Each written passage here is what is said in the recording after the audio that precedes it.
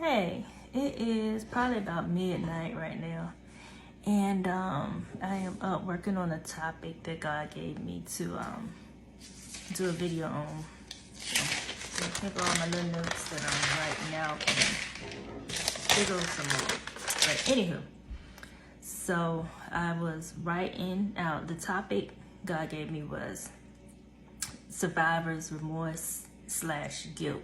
You know, surviving for the young black men and boys who are still here, and they may be feeling survivor's guilt because, you know, they've lost friends, or they have been in an incident where they were shot and maybe their friend died in the shooting and just things like that. But God gave me that topic, and also he gave me that topic too because I, as a parent, sometimes deal with survivor's remorse / guilt. That's how God started me on this topic, and I'll just share that part too since I'm doing this, but it'll be in the video again. But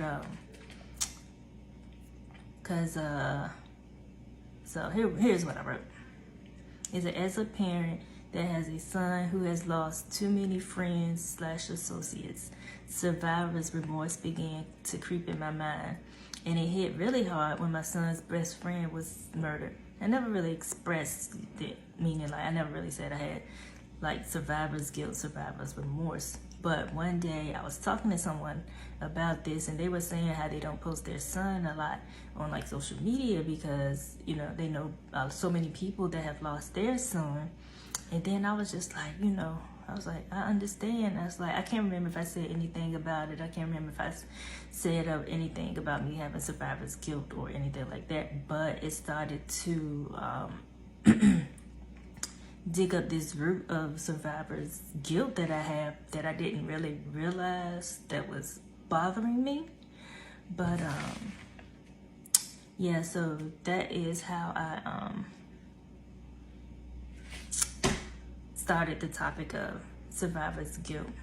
You know, the lessons can be addressed to the young black men and boys or whomever that the survivor's guilt they've been dealing with it. But as a parent, I deal with it on my level because, you know, like I said, I seen my son lose so many friends, and he's still here, and it's just something, and I know it's the devil, and that's when my freedom began to break because I'm like, I shouldn't feel this way.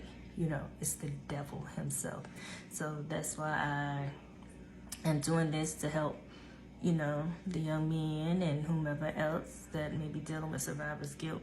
But anywho, so I was writing down some scriptures on guilt, and I was writing out Jonah chapter 2, verse 2. And in the Amplified version, it reads, and said, I called out of my trouble and distress to the Lord, and he answered me. Out of the belly of Sheol I cried for help, and you heard my voice. So when I wrote that out, God began to speak to me. And I wrote what he said. God said, don't let guilt eat you up. Cry out to God. He has you here on this earth for a reason, not so that you feel guilty because you have lost friends to gun violence.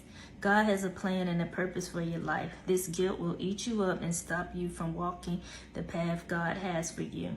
It will distract you. It will depress you. The devil will use it to try to kill, steal, and destroy you. Then I just wrote out John chapter 10, verse 10a, the first part. New Living Translation reads, the thief's purpose is to kill, steal, and destroy. So, God don't want guilt to destroy all that he has for you. So I just wanted to share that part. God had it heavy on my heart to share, even though I just wanted to wait till I finished everything. But for some reason, God wanted me to share this. So I did. And I'm going to go back to finishing writing this up. I am tired. That's why my hair all over my head, but I don't care. But it's just about getting out what God says to get out.